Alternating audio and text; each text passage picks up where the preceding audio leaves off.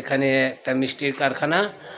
আমি আজ আপনাদেরকে দেখাবো কিভাবে মিষ্টি বানাই। সেই মিষ্টি আমরা খাই, সুস্বাদু মিষ্টি।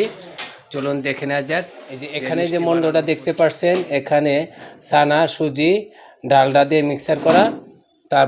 তারপরে তারা এই যে এখানে হাত দিয়ে গুটি বানাচ্ছে। এটা সম্ভবত কালো জাম, না? কালো জাম হবে। এই যে দেখতে পাচ্ছেন, এটা হলো গুটি, এটাকে বলে গুটি।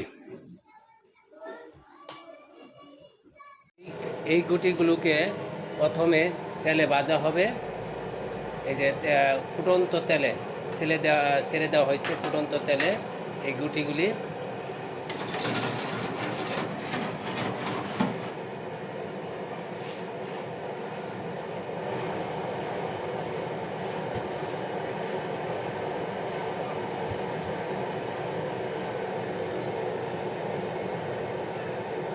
আচ্ছা, এই যে এইভাবে পাংস করেন কেন? আচ্ছা, এইভাবে করার উদ্দেশ্য হলো নিচে যাতে এই গুটিটা লেগে না যায়। এইভাবে এই গুটিগুলি ভাজতে ভাজতে কালো খয়েরি আকার রং ধারণ করবে। তারপরে এখান থেকে নিয়ে